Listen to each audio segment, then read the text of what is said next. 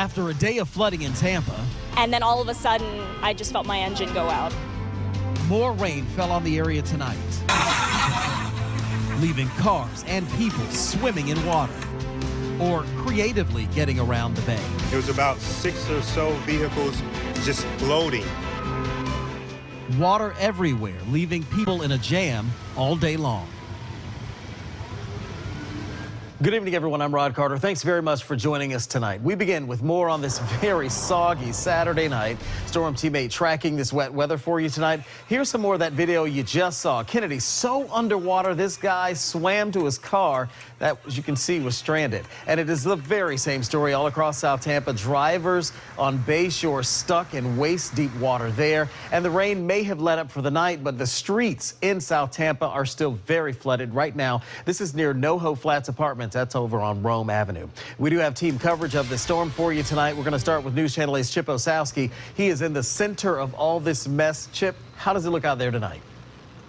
Well, Rod, and here we go again. The winds just started to pick up, and so did the rain. You've heard the saying, turn around, don't drown. Well, that is really an important thing to remember because during the day, roads like this are very difficult to determine exactly how deep the water is. At night, even more so. And TPD is making very good headway along with Tampa Water Department getting these roads clear. But again, many are still very dangerous at this hour. Tampa Fire Rescue is on the front line when it comes to aiding stranded motorists. This crew was on its way to a car fire when high water changed their mission. On the way to the car fire, we had to stop because of the flooding. It was about 6 or so vehicles just floating.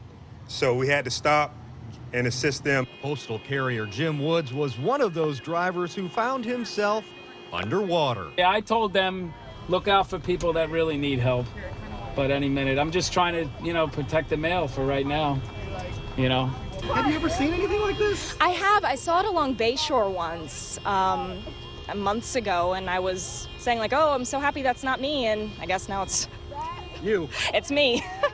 Jessica Stone was on her way to work when she found herself in her 2013 Dodge Dart floating. I got stuck right about there, but originally my car was completely parallel straight, like facing that way, and it's starting to drift. Here was our joke.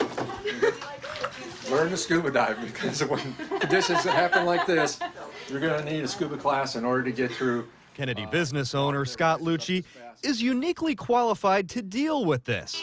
World of Water is his scuba shop, and now this is making him say, wow. It just came up really quickly, and it captured a lot of these cars, both in the parking lot and out on the road, and these stores are flooded. And this is something else that we're seeing. Even after the roadways have been cleared of water, cars remain in the middle, cars that stalled out in the high water. So that's something else that drivers need to be aware of. If you come back to me right here, we got here about 35 minutes ago. This street was underwater. As you can see, the water has now dissipated. Again, many streets remain impassable at this hour. For a complete listing of those streets, you can log on to WFLA.com. Rod? And Chip, here's some information you probably haven't even heard. We just got this into our newsroom. Tampa police are shutting down the Gandy Bridge from the Pinellas side into Tampa. So if you head across the bridge into Pinellas, you can go across on that side, but you cannot come back. And anyone in Pinellas County needs to know this. You can't come across the Gandy Bridge. So that's some information that we just got in. Chip Osowski, thank you so much for that live report tonight. You bet.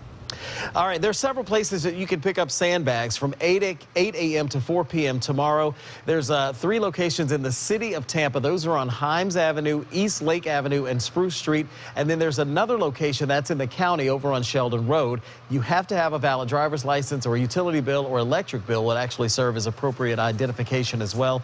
You can find all the specific information on that on our website, WFLA.com. All right.